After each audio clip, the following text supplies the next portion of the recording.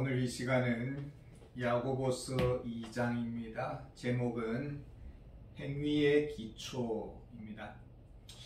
초대 예루살렘 교회 안에 유대인들이 주류를 이루고 있었습니다. 사도들의 가르침의 핵심은 믿음으로 의롭다함을 얻는다는 것입니다. 이것이 성경의 핵심 진리입니다.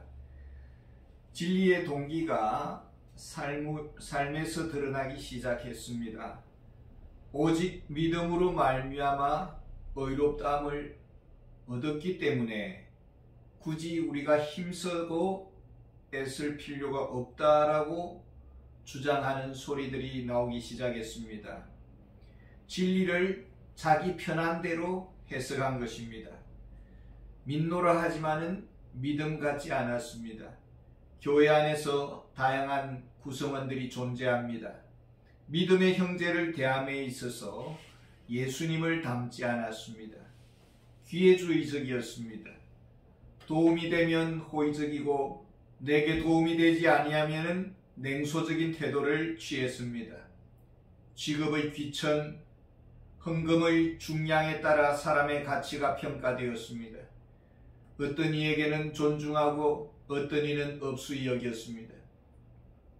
이때도 공정의 문제가 바람을 타고 있었습니다. 때로는 정의와 공정이 사탄의 도구가 되어 온 공동체를 갈기갈기 찢어 놓을 수가 있습니다. 그래서 차별이 공정이고 공평이라는 궤변을 늘어놓는 이도 있습니다. 하나님의 넓은 품만큼이나 교회의 품도 넓었으면 좋겠습니다. 그런데 끼리끼리 어울립니다. 유유상종입니다. 자기 사람끼리 소통합니다. 그 경계를 잘 넘어서지를 못합니다. 미묘한 기류가 흐릅니다. 문화적 수준 차이가 있습니다. 교육의 차이가 있습니다. 품격의 차이가 있습니다. 지상의 교회는 시험을 받습니다. 서로에 대한 이해심, 용서의 진정성, 차원이 다른 배려의 깊이가 요구됩니다. 성숙지 못한 때에 허물이 있었습니다. 나름의 성격이 있습니다. 각자의 생각이 다릅니다. 이해하려는 의지, 하나님의 더 높은 뜻에 내어 맡기려는 내려놓음, 주변을 돌아보는 관심의 무게의 자세 문제입니다. 사랑을 찾는 철새들이 모인 교회, 약자가 눈치 보는 교회, 힘센 자만이 돋보이는 교회, 잘난 자만이 우대받는 교회, 그런 교회는 주님의 교회가 아닙니다. 프랑스 까미년은 노벨 문학상을 받았습니다. 그 돈으로 파리 근교에 좋은 별장을 마련했습니다. 그리고는 그 별장으로 자동차를 타고 가는 중에 사고로 생명을 잃었습니다. 차라리 노벨상을 안 받았더라면 어떠했을까? 사회적으로 높은 분입니다. 신분이 낮을 수도 있습니다. 항상 부자와 빈자는 역사 속에 존재했습니다. 주님 오실 때까지 그럴 것입니다. 어떻게 바라보아야 합니까? 어떻게 서로 인정할 수 있겠습니까? 불편한 내면의 변화는 가능한 것입니까? 태도 변화에 고민이 없다면, 동기 변화에 몸부림이 없다면 침묵의 견딤은 조용히 떠남으로 위장될 것입니다. 1절에 내 형제들아 영광의 주 곧 우리 주 예수 그리스도에 대한 믿음을 너희가 가졌으니 사람을 차별하여 대하지 말라. 참 믿음의 성찰, 편견을 초월하는 대안은 있습니까? 예수님은 낮아졌습니다. 죄인의 친구라고 불려졌습니다. 살기를 기피하는 나사렛 동네에서 사셨습니다. 차라리 갈릴리 어촌 그늘진 땅이 첫 사역지였습니다. 기독교는 빈민 구호단체가 아닙니다. 하나님을 떠난 인간 그 자체가 고아요 가부입니다. 예루살렘 온 유대 사마리아 땅 끝까지 이르러 내 증인이 되리라고 말씀하셨습니다. 모두가 전도의 대상이요 모두가 관심의 대상입니다. 그런 의미에서 선교사님들은 존중받고 지원받아 마땅한 것입니다. 같은 믿음의 형제입니다. 하나님을 우리 아버지로 예배합니다. 무한한 예수의 피값이 지불된 우리들입니다. 존귀한 하나님의 형상대로 지원받은 자들입니다. 언젠가 모두 예수의 형상대로 변화될 것입니다. 같은 영적 가족입니다. 하나님의 사랑받는 자녀들입니다. 4절에 너희끼리 서로 차별하며 악한 생각으로 판단하는 자가 되는 것이 아니냐. 유대 회당에는 높은 상석 자리가 있었습니다. 바리새인들은 그 자리 다툼에 자리 다툼이 있었습니다. 그 문화가 고스란히 기독교 교회 안에 들어왔습니다. 우리는 한 형제라고 말합니다. 그러나 없는 사람은 그 자리에 명함을 내놓을 수가 없습니다. 어떤 사고방식을 가진 문화입니까? 어떤 긴장이 교회의 물을 흐리고 있는 것입니까? 하나님은 마음과 생각을 살피십니다. 그 모든 행위, 문화, 동기까지 진리와 일치하기를 원하십니다. 12절에 너희는 자유의 율법대로 심판받을 자처럼 말도 하고 행하기도 하라. 우리의 문화는 하나님의 복과 화의 불씨가 될 수가 있습니다. 사라져야 할 이지 문화라면 모래성이 될 것입니다. 오직 사랑과 진리의 문화만이 남게 될 것입니다. 13절에 긍휼을 행하지 아니하는 자에게는 긍휼 없는 심판이 있으리라. 긍휼은 심판을 이기고 자랑하느니라. 주님의 긍휼을 입었습니다. 지옥에서 건진받았습니다. 구제 대상이었습니다. 죄 용서를 받았습니다. 천국 백성이 되었습니다. 할 말 없는 죄인들입니다. 이것이 사랑하며 살아가야 할 이유입니다. 긍휼이 없습니다. 비정합니다. 차갑습니다. 무섭습니다. 사납습니다. 공격적입니다.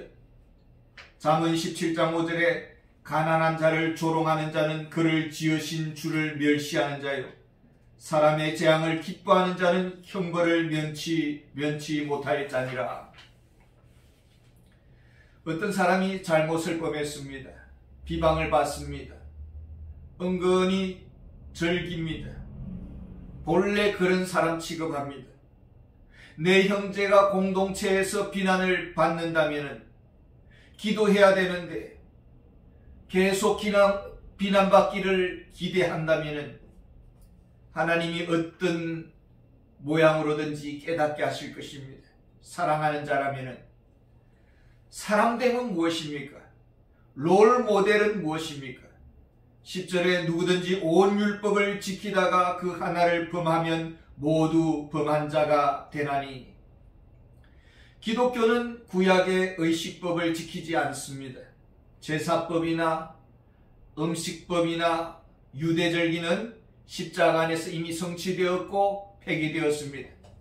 그러나 도덕법은 여전히 유효합니다.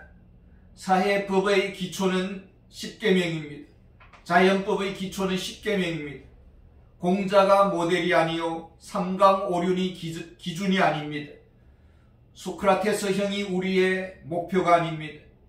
드라마의 내용들이나 아이돌의 노래 가사가 우리의 기준이 아닙니다. 성경 말씀이 기준이고 성경으로 우리는 심판을 받을 것입니다. 그래서 성령의 능력이 필요하고 기도가 없으면 삶은 없습니다.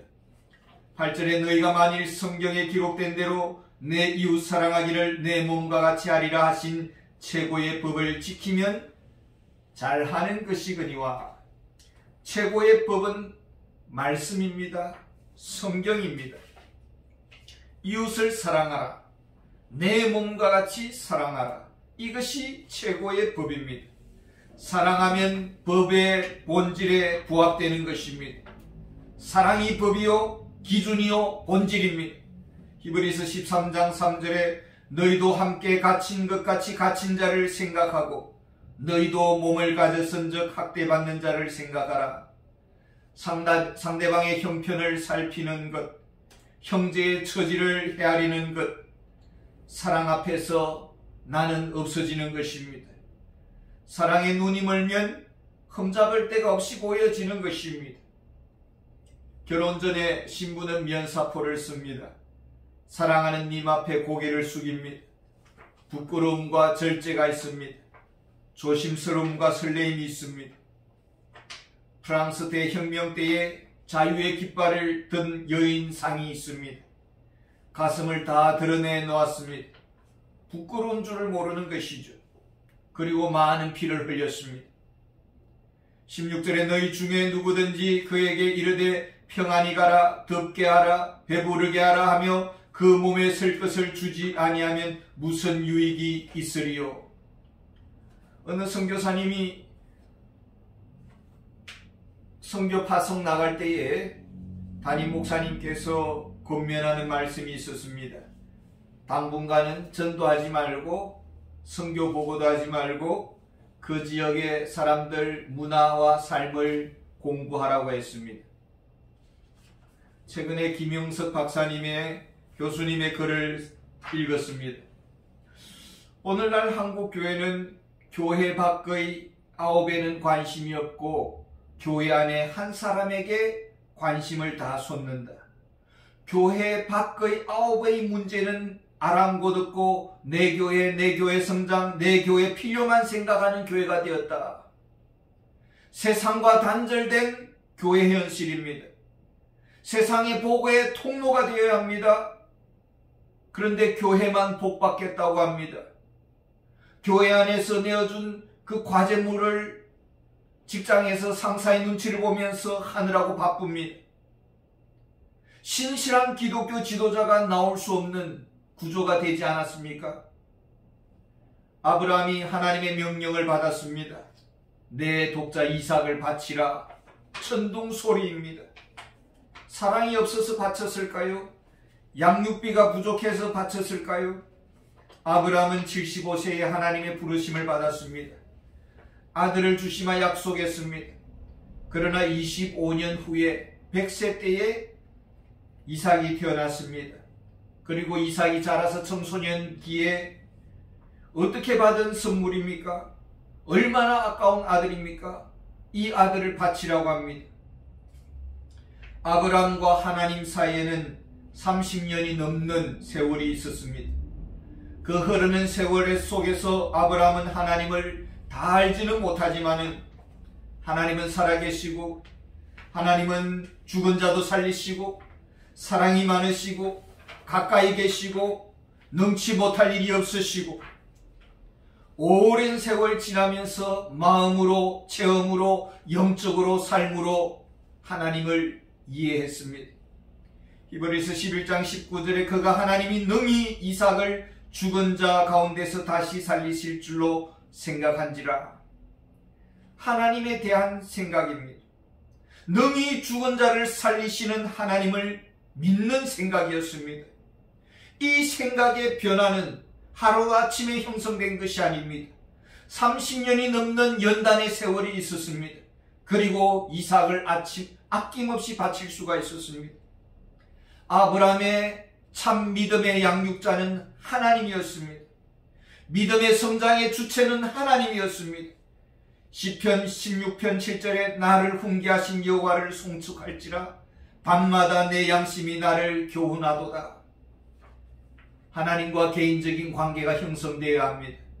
인격적인 관계가 깊어야 합니다. 왜 순종을 가볍게 여길까요? 마음을 모릅니다. 뜻을 모릅니다. 그리고는 교회에서 섬긴다고 섬기고 사랑한다고 합니다. 마태복음 25장 45절에 임금이 대답하여 이르시되 내가 진실로 너희에게 이르노니 너희가 여기 내 형제 중 지극히 작은 자 하나에게 하지 아니한 것이 곧 내게 하지 아니한 것이니라. 하나님을 사랑하고 있습니까? 하나님의 음성을 듣고 있습니까? 하나님 앞에서 떨림이 있습니까?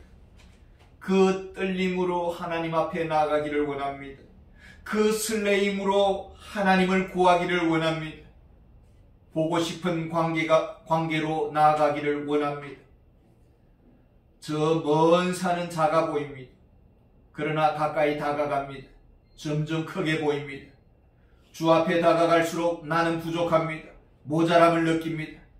그의 거룩하심 앞에 나의 죄가 머리털보다도 많구나. 이런 부족함을 느끼면서 탄식과 겸손과 순종으로 살아가기를 원합니다. 감사합니다.